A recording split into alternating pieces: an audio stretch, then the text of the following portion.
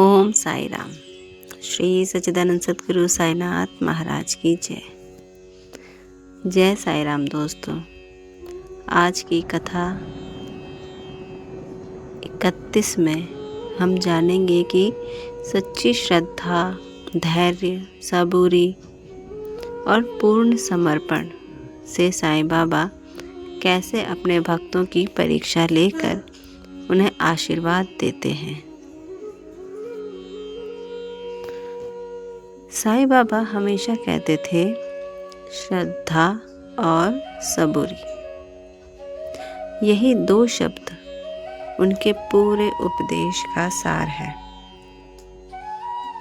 श्रद्धा यानी पूर्ण विश्वास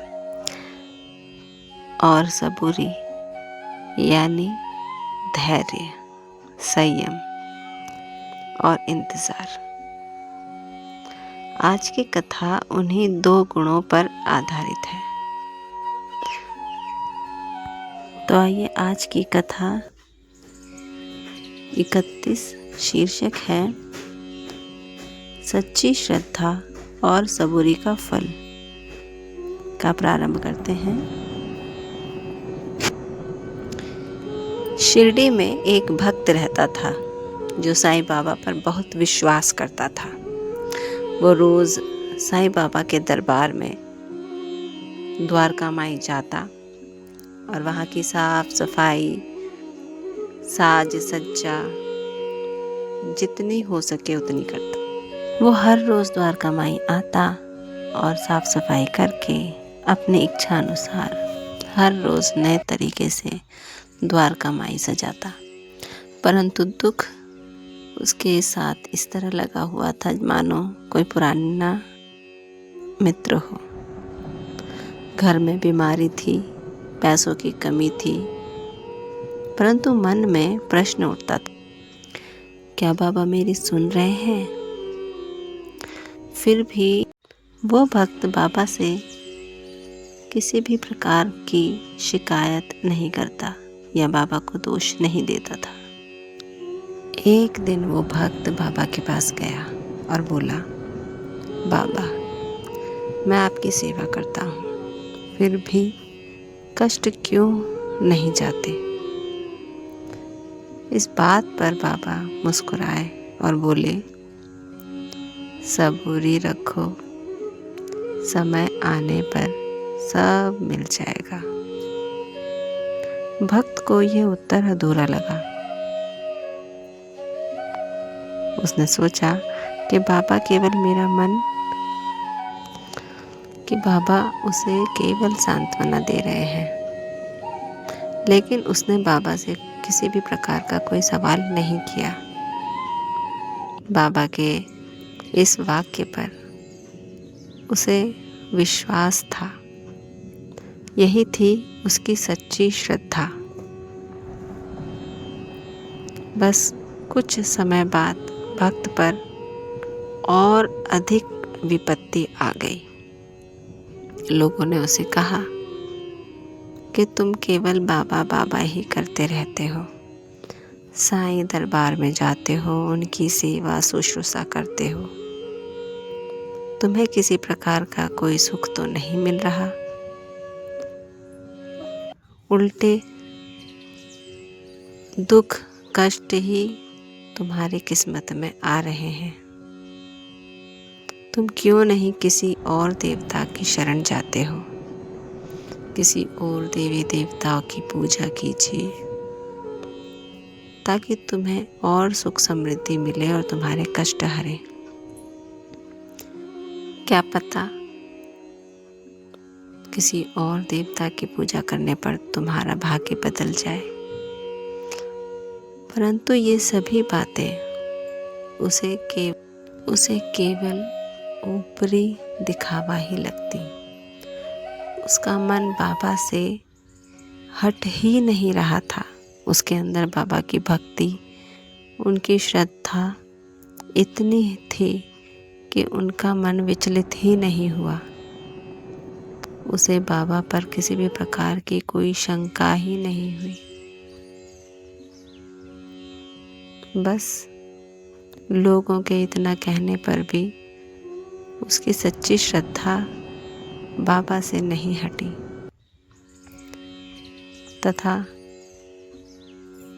लोगों के किसी भी प्रकार की कोई भी बातें उस पर असर नहीं की। लोगों के मुख से बाबा के प्रति विपरीत बातें सुनकर वो एक दिन बहुत तंग आ गया। भक्त ने उत्तर दिया, अगर साईं बाबा मेरी परीक्षा ले रहे हैं तो मैं पीछे नहीं हटूंगा। यदि बाबा मुझे कष्ट देकर मेरी परीक्षा ही ले रहे हैं तो मैं पूरी कोशिश करूंगा अपने पूरे सामर्थ्य के साथ कि उस परीक्षा में मैं सफल हो जाऊं। इसके बाद एक दिन अचानक भक्त की बीमारी ठीक हो गई। उसके ऊपर जो भी कर्ज था धीरे धीरे उतरता चला गया और उसे ऐसा सहारा मिला जिसकी उसने कल्पना भी नहीं की थी। वो दौड़ता हुआ बाबा के चरणों में गिर पड़ा और अपने प्रसन्नतापूर्वक भरी हुई आंखों से बाबा की ओर देखकर बाबा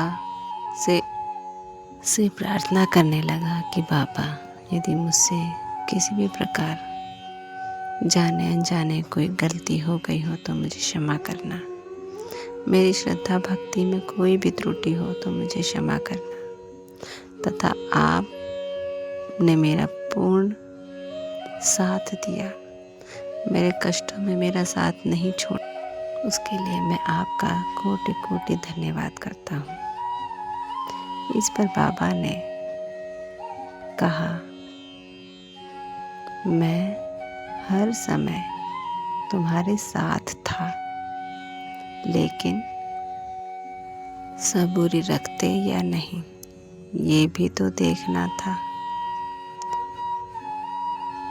बस बाबा ने फिर उन्हें उपदेश देते हुए कहा, जो जल्दी फल चाहता है वो कमज़ोर श्रद्धा रखता है तथा जो धैर्य रखता है वही सच्चा भक्त होता है। भगवान देर करते हैं पर अंधेर नहीं। इस कथा से हमें यह शिक्षा मिलती है कि साईं बाबा हमारे कष्ट जानते हैं, वे हमें छोड़ते नहीं, वे सही समय का इंतज़ार करते हैं। श्रद्धा और सबूरी कभी व्यर्थ नहीं जाती। अगर आज हम आप दुख में हैं,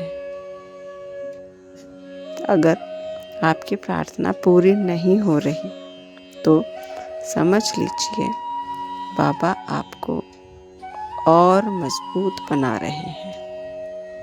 बस एक ही मंत्र याद रखें, सबका मालिक एक है और श्रद्धा और सबूरी। तो आइए बाबा से हम आंखें बंद करके प्रार्थना करते हैं। तो कृपया सभी अपनी आंखें बंद कीजिए और कहिए, हे साईं बाबा, हमें सच्ची श्रद्धा दीजिए, हमें धैर्य दीजिए और आपके श्री चरणों से हमें कभी दूर मत कीजिए। ओम साई राम। तो बस इसी साईं प्रार्थना के साथ आज की ये कथा यहीं समाप्त करते हैं। बाबा आप सब पर कृपा रखें, आपको आशीर्वाद दें और कष्टों से आपको दूर रखें। ओम साई राम, जय साई राम। श्री सच्चिदानंद सद्गुरु साईनाथ महाराज की जय।